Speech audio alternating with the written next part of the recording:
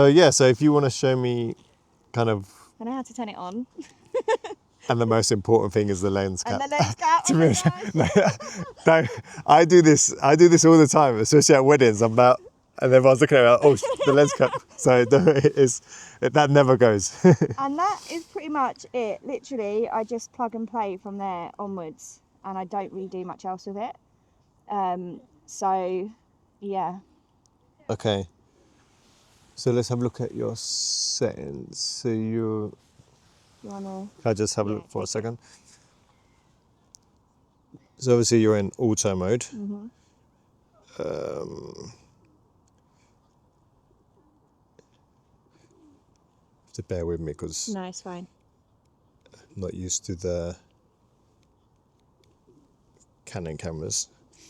Okay, so was there a particular reason why you're in this C1? I have no idea what C1 means. So let's move you over to AV, which is aperture priority. Okay. So for now, it's still in auto mode. Yeah. But what you can do, you can adjust this F number. Yeah. So what this does, okay, so that's the one there. So this just allows, so this is the aperture, so this will give you more depth of field. So usually when you're doing landscape, because this lens only goes down to F4. Yeah. Usually for landscape, if you're doing like, want to capture more in focus, so say for example, this bush here, and you wanted to get the background as well. So it doesn't just focus on the bush, it will open up the focus. Yeah, it will open up the focus, the higher number you go. Oh wow, okay. But the drawback to that is, so what's happening in the lens is there's this like a aperture blades which gets bigger and bigger, and then that's what's letting more light into the camera. So right. So the lower you go, the bigger that hole. Sorry. Yes, yeah. The lower you go, the bigger that hole gets. Okay. And that's what creates that shallow depth of field.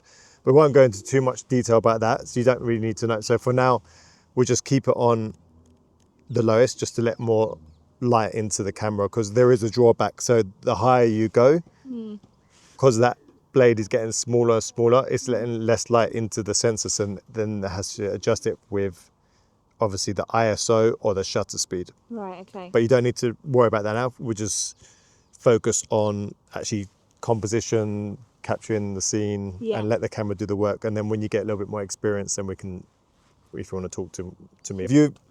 If you've got this scene here in front of you and you think it's a little bit too dark, then you can just click on the exposure compensation, and what this will do is, okay, I want to go brighter. You're telling the camera you want it brighter and you want it to go darker. Oh, okay.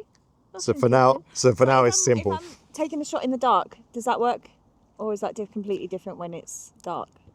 It will work, but you have to be careful, because when you're taking shots in the dark, because it's all on auto mode, can you see this says 1/125? This is your shutter speed. So your camera's adjusting this automatically. So when it gets really dark, it's going to automatically do it. It's going to automatically do it, but can you see how it starts to slow? Okay. The number gets smaller and smaller. Yeah. So when it gets too small, it starts adding motion blur to the photos. So then that's when you have to have it on a tripod. And how would I tell that shot's not bright enough? Like looking at that like that, would you say that's bright enough? Yeah, so I'll say that's pretty much standard. That's bright enough, but because we're shooting against the light, because the light is coming. Okay, so that's making that look darker. It's making this bit in front of us, the foreground, look darker, and then obviously the sky. If we turn around here. Oh yeah, it's already lit. Yeah. It's ready. Okay, can you see? Nice. So see how where you're focusing this square box. Yeah. So it's a bit like your camera. So wherever you focus, it will expose for that sky, and then it will expose for the bush. But say you wanted to brighten this up now, you press this one, and then you can say, no, I want natural, because it's saying it's trying to expose for the whole scene. But say you want to take control, and now I've brightened up the whole scene. Can you see how? Yeah, but now you're losing the lovely blue in the sky. Yes, that's the catch. So it's actually nicer the other way. So if you have it like here, for me, this is a good exposure. Yeah. Because I can always lift this up in post-production afterwards. Okay. I can brighten this up. What do you use for your brightening up? I use Capture One. Okay. A lot of people use Lightroom, but we can talk about that. Lightroom, yeah. So if the sun comes out now, the sun will light up all these trees and it will be a perfect exposure. It will be nice.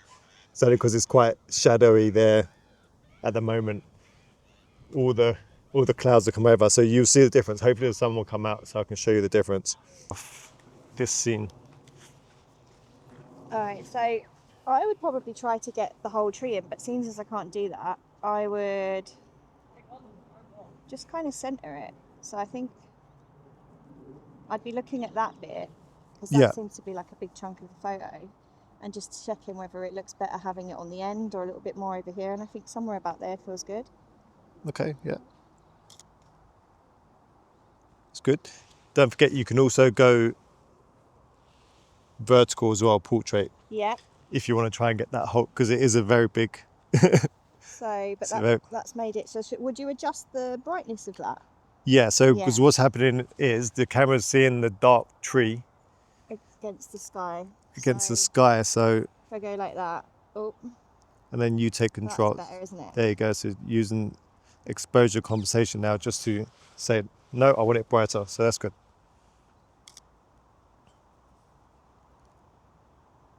So like that. Yeah, nice. Maybe it looks a little bit too bright. I don't know. Let's see. Maybe just a touch. It's a touch, just a touch. But I think when the sun comes out, which I think is coming out now, it will make the scene more balanced because it's going to light up the tree. It's a bit better. Yeah. So. You can see the blue in the sky that way as well. Yeah, now the sun is coming out. Would you go back to 0 again then? I'll go back to 0, reset the scene. Okay. And let's try again with the sun. Can you see how the sun has just changed? Yeah. The whole scene, like it has all this, makes it so much more interesting. Look at that. That's much nicer, yeah. Really adds the blue into the sky now. And yeah, so it's much better to try and work with the natural light than yeah, especially with landscape photography. Obviously, if you're doing portraits, then you can create your own light. But with landscapes, obviously you have to only work with. Okay. Cool. So what would be the feature? It's like for me, I see this nice archway. Yeah. And I can see maybe if you're standing here, because you don't have to always be wide, you can be zoomed in.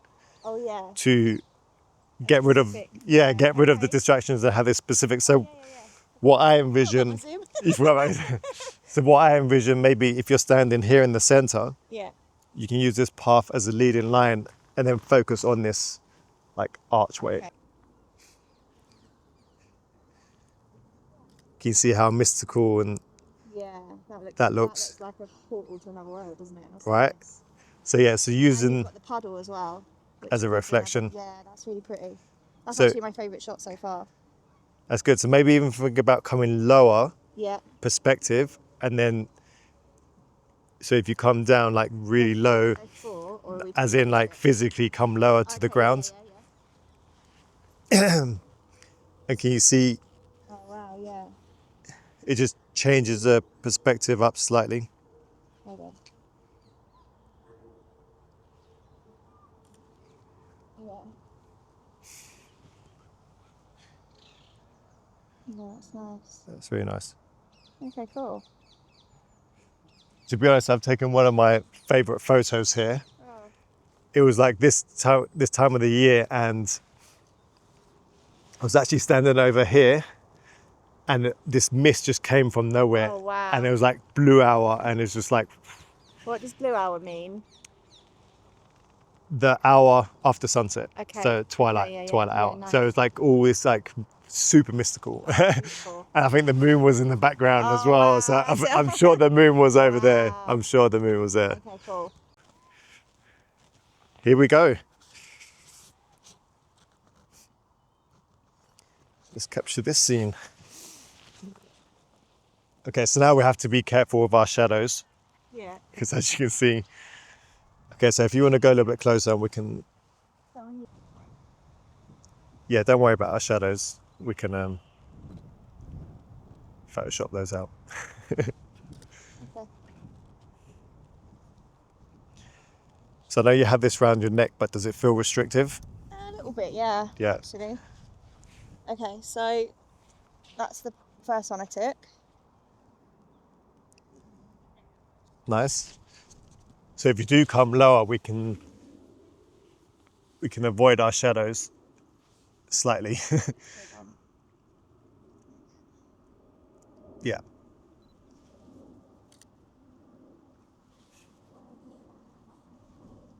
Yeah. I think I like a bit more room around the tree.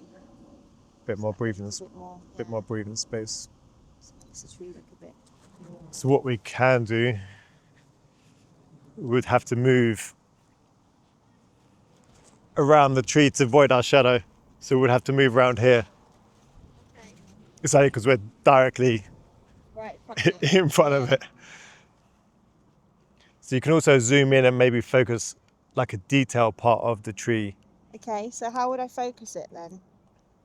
So if you zoom in with your lens, Yeah. how far? Go all the way can to go all the 100, way, yeah. all the way to 105, Yeah. and then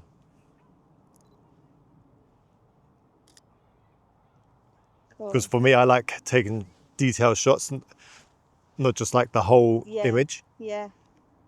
And See the. so what happens, have you noticed the difference when you zoom in? Mm-hmm. Can you see how the background gets more compressed? How it gets closer to the scene?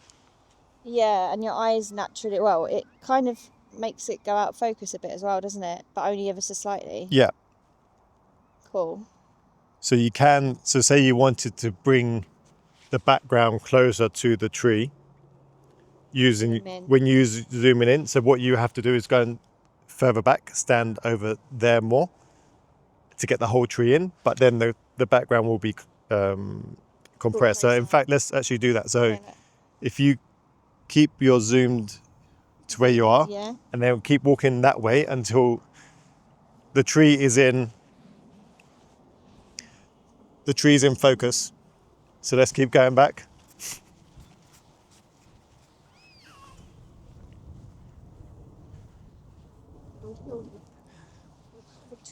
It's a big tree. Because most of the time we think, okay, let's get as close to the tree as possible and use a wide angle lens. Yeah. But in fact, if we use the telephoto lens, we can be a bit more creative. Oh. A bit more.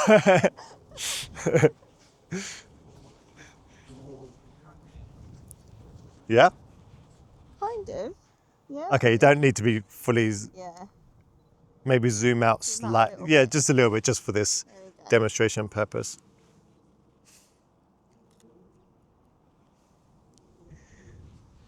Oh wow. Okay, so look at the two differences. Wow. Look at the, Really nice. But also, I don't know, like the clouds are more atmospheric. And you can see the clouds on the, what's that? Yeah, that's really cool. Oh. so look at the difference between the one you was really close to where to the last one. Wow. So it just changes Yeah, the perspective. That feels like it's more in keeping with the kind. Oh, I've gone the wrong way. The kind of look that I want for the website. That's like.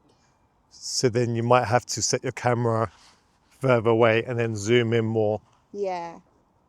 When you're doing your really cool when you're doing your filming. Yeah, I like that. That's really nice. Okay, so you'd be standing here. Can you see how the light is?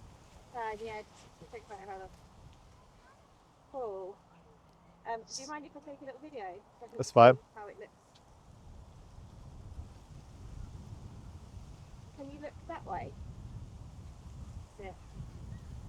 Yeah, that's cool. Thank you. So this will make your hair glow. Yeah. And then obviously your face is going to be in shadow. That's great. I like that. So how did you feel about our session Have you learned anything new today? Yeah, it was really great having someone who knows what they're talking about show me what specifically to look for, because usually I just shoot and hope for the best. Yeah. But being able to see what to focus in on, and how to set the camera up so that it's takes into account the light, and also zooming, like that was a really interesting part of today, was understanding that I can get different effects just by using the zoom, which I never use on my camera. So that was really helpful, and I'm feeling really confident about going out and exploring and experimenting. So thank you, Andrew.